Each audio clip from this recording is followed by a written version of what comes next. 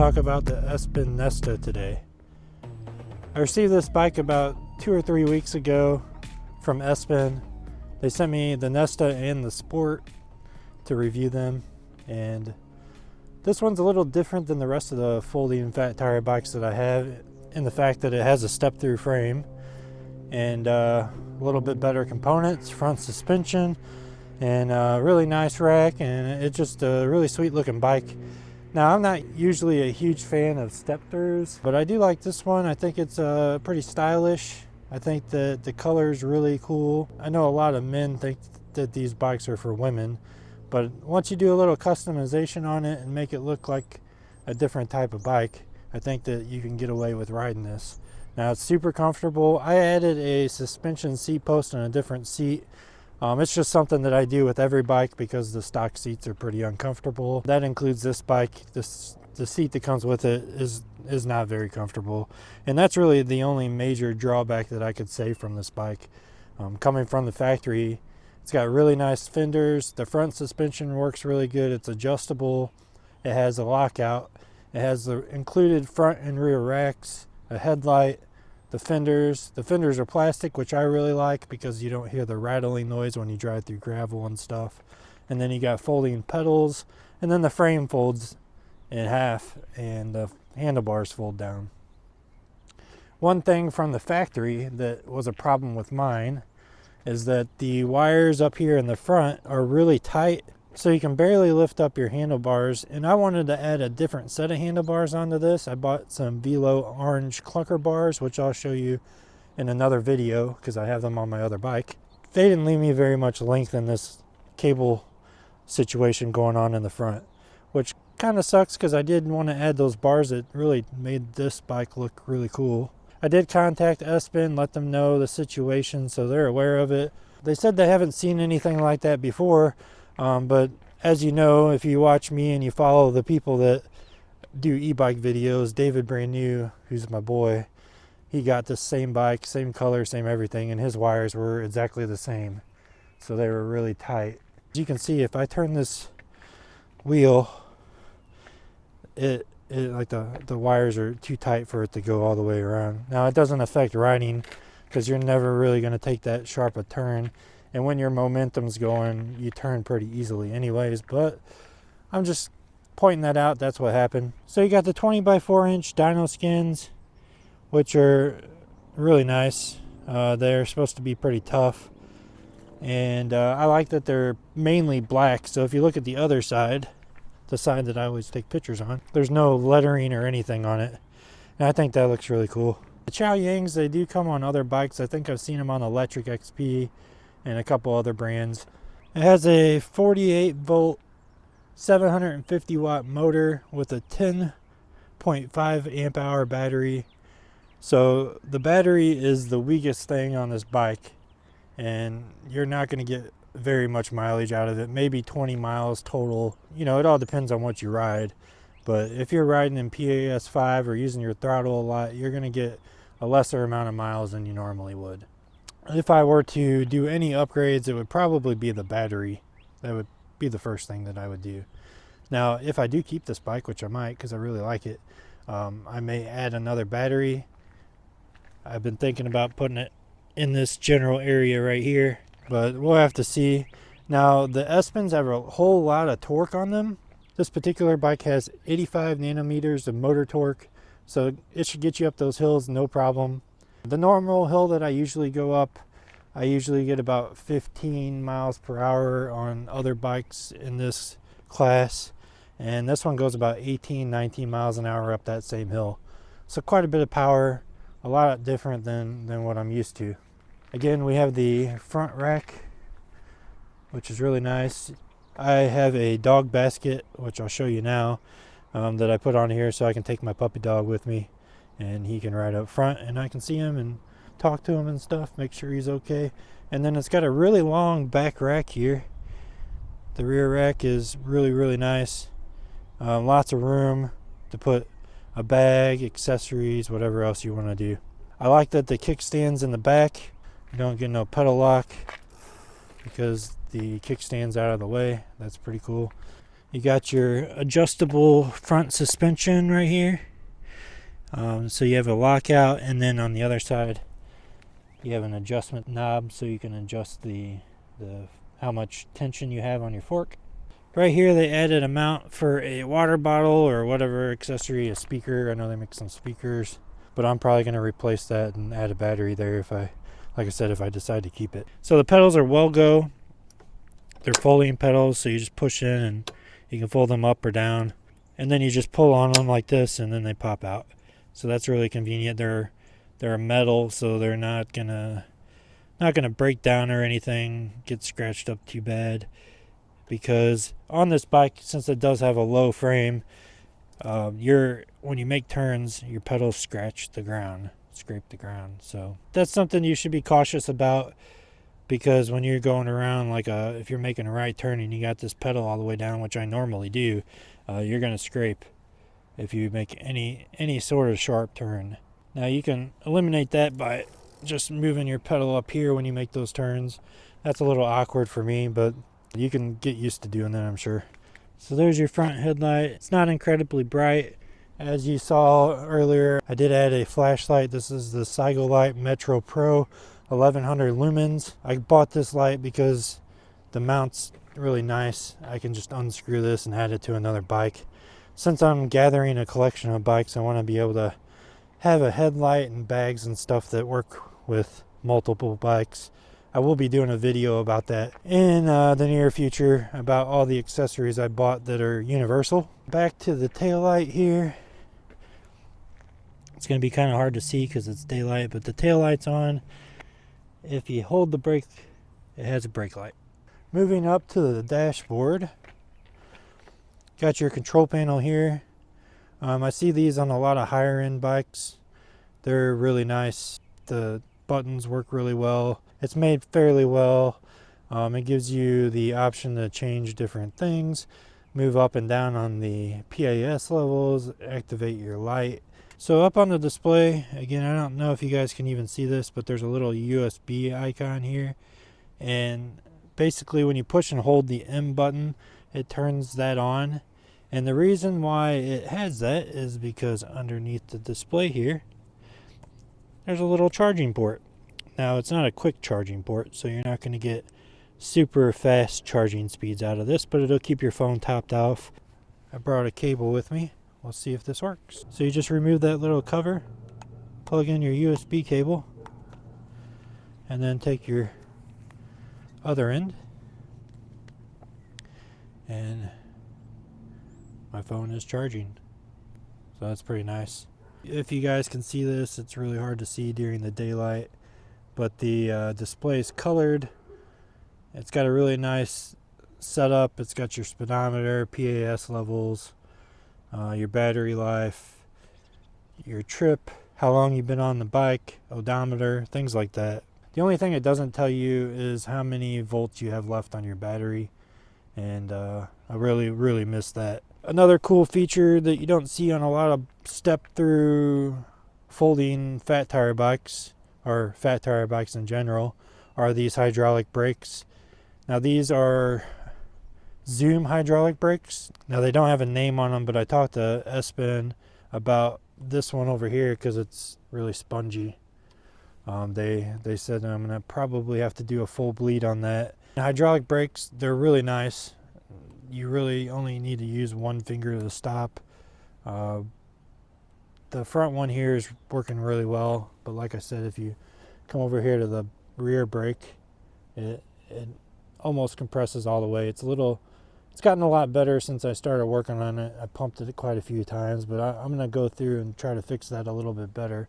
Now it does have a thumb throttle on the left side, which is a little bit different. You usually see a thumb throttle or a twist throttle over here, but I personally like this. It kind of gives my other hand something to do while I'm riding, and frees up that one to shift gears.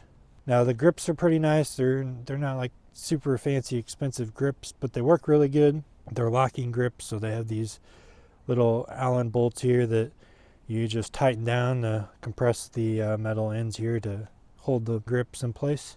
And I haven't had them become loose or anything. and they work really well. I've taken everything off the handlebars when I was swapping out the handlebars to the orange clunkers to test fit them. They didn't work, unfortunately. I might try it again. I might put them on a different bike. I might leave them on the Sport. We'll see. This is the phone holder I use for every bike. I just bought another one. They've switched the design a little bit. This is the older version. The newer version has a better knob on the back to keep this part tight so that it doesn't move around. This is the only problem I had with this mount, was that it was really, no matter how much you tighten it, it's still loose. The new version's a lot better, so if you are to pick one of these up, I'll leave a link in the description for that. That's just one of the accessories I use on all my bikes. Again, we got the Sagolite Metro Pro 1100 lumen headlight right here, which is a nice addition for nighttime or just getting attention of drivers. So this is an S-Ride gear shifter and derailleur down there. This is a little different than you normally see. You usually have the Shimano 7-speed or 6-speed with the little black knob here, and then it's like silver color. I like this one better. I think it looks really nice. It's the same one that's on the Sport. The Sport doesn't have this little display to tell you what gear you're on, but this one does. It's pretty nice. You push this to the back one here, you push that to go up a gear, and you push this one to go down.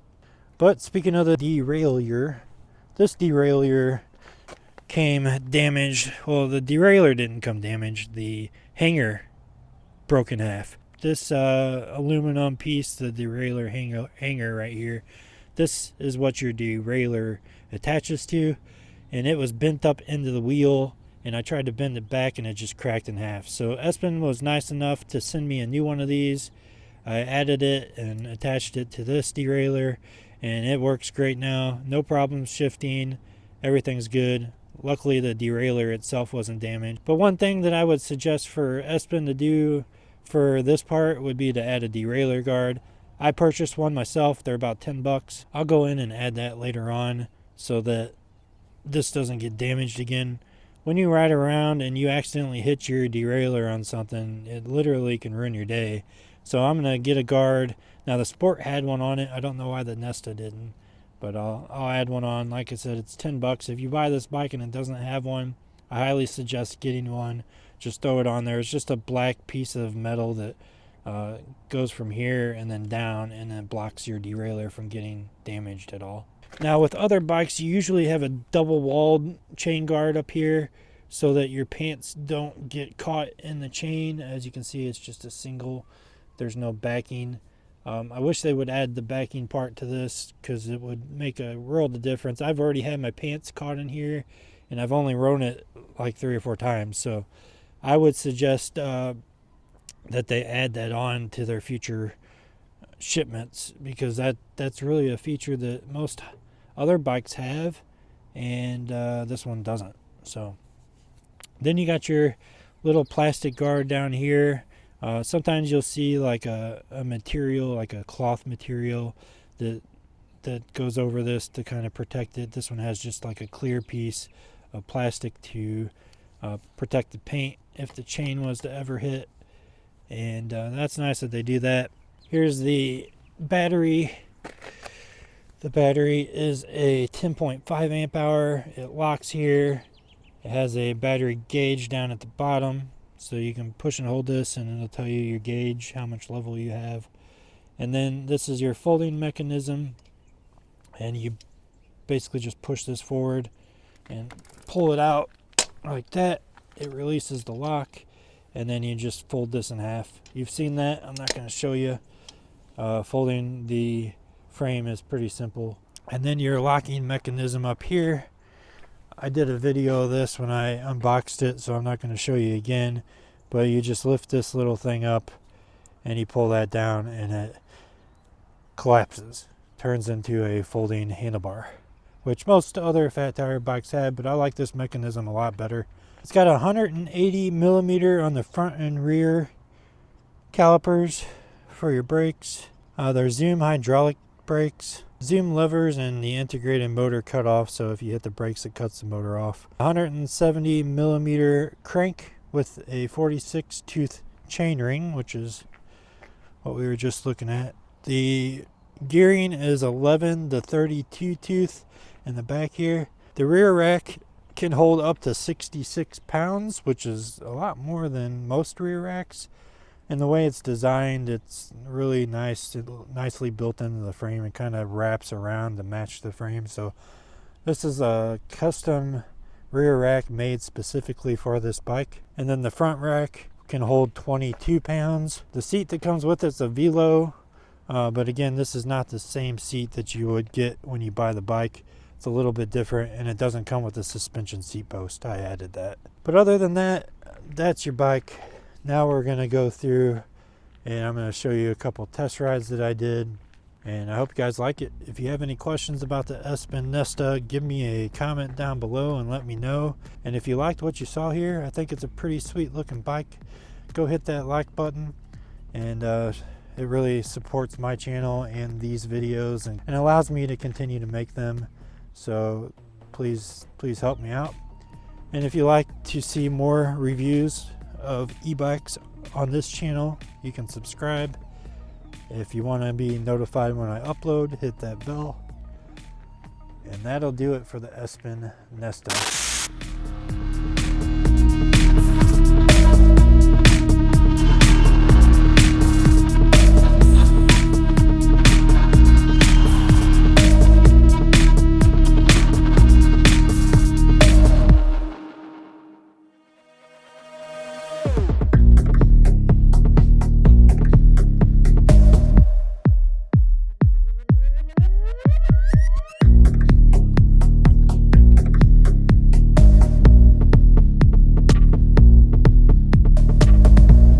It's like 30 something degrees out today.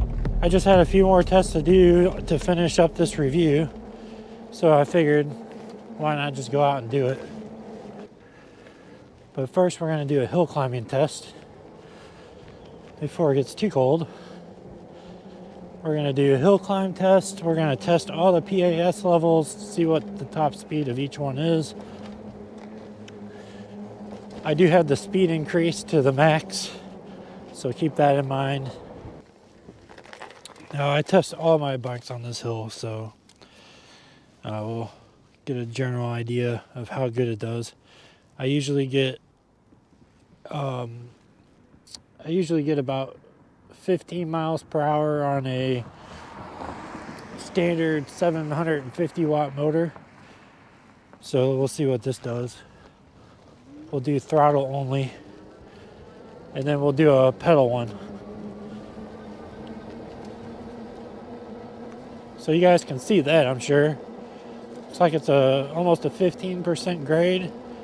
We're doing about 14 miles an hour.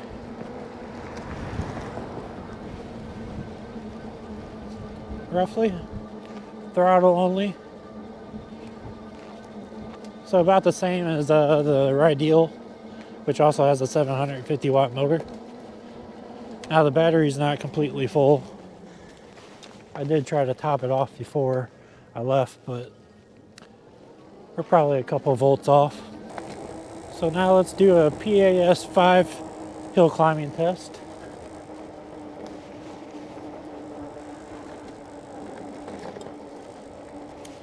From a dead stop and see what we get.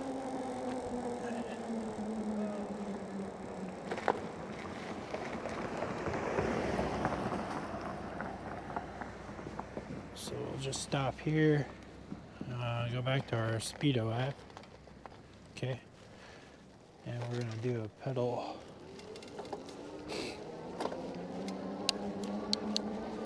Get it all the way up on the highest gear.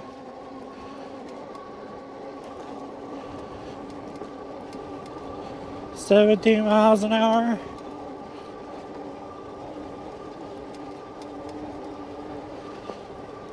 That's pretty good. And then down here there's a flat road where we can test the speeds.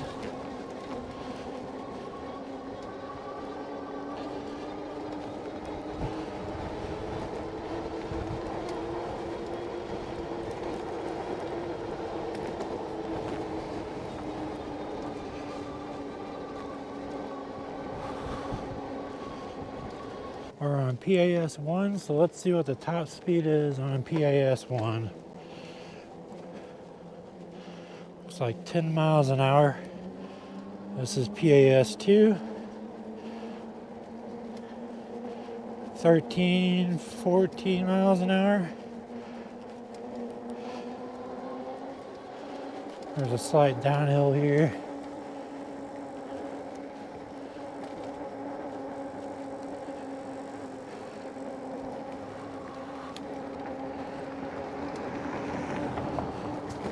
Okay, this is flat. Looks like we're at 18 on PAS 3. And we'll have to turn around up here. Let's get up to speed here.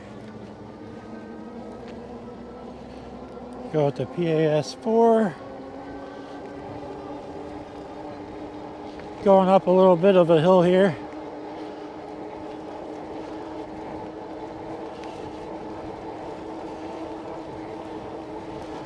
Right at 20, and then PAS 5 should get us to 24, 25.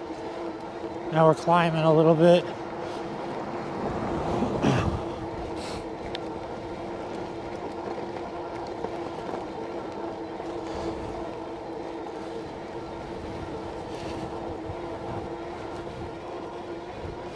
Now it's flattening off.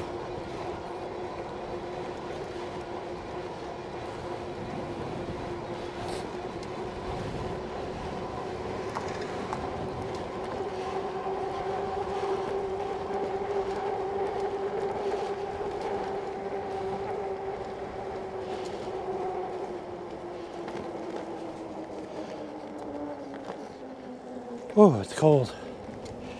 Let's see what the temperature is.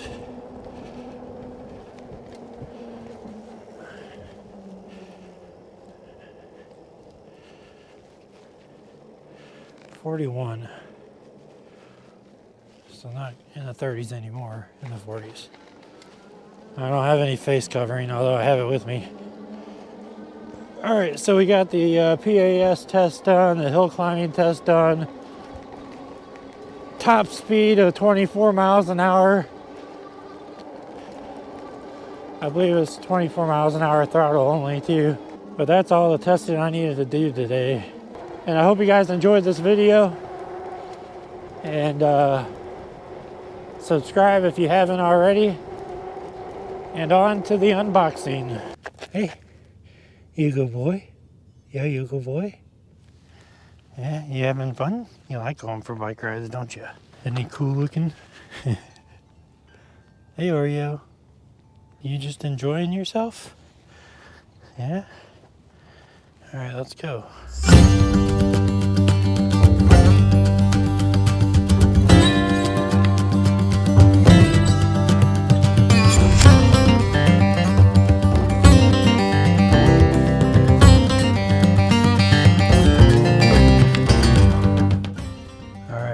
Back with another unboxing. Second unboxing in 2 days. This is the Espin Nesta.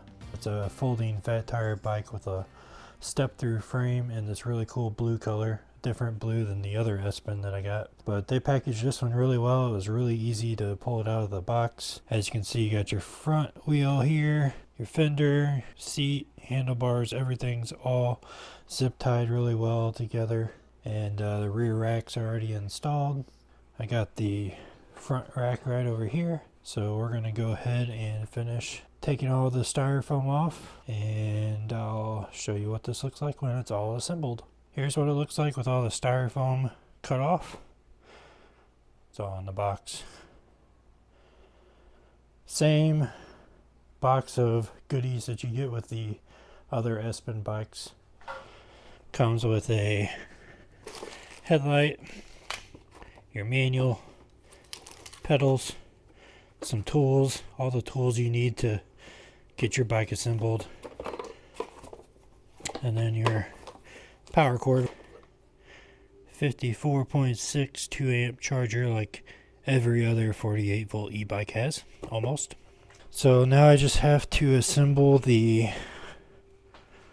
handlebars, which is pretty easy. Put the front wheel and fender on, and charge the battery and put the seat on. So far I really like this color too. This one kind of changes colors as you walk around it as well. It's got that pearlescent look like the Espin Sport. Pretty nifty. Alright, something a little different with this folding stem than the rest. So this is the first time I've ever seen this type of stem.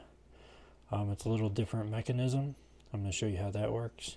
So basically it was shipped like this. It has a little lever on it, which is a safety feature in itself, and you just lift that up.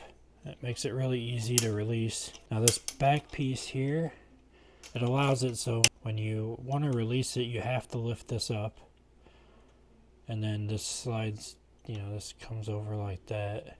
As you're folding this lever down, this metal piece, it extends. So see, and then you just fold it all the way down, clamp it up, and super easy. I really like that.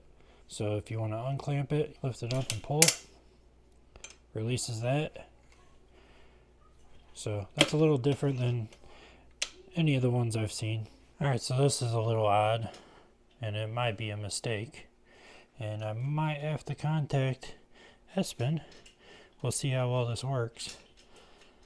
But so I had this wire management sleeve on here that covered all the wires, which is nice. But look how tight the wires are. I can't even lift the handlebar up all the way. This is as high as I can get it, and it's still got quite a bit of room to go up. Hopefully that's at a good height. Alright, well that made it a little bit better. I undid and put this over here by itself. They really don't give you any cable to play with, do they? Problem number 2. I wouldn't be surprised if it's from shipping, but we definitely need to fix that. I can't ride the bike with it like that. Easy fix though. I'll take a picture of this and send it to Espin and see what they can do, but this deems the bike unrideable, but I will finish putting everything together.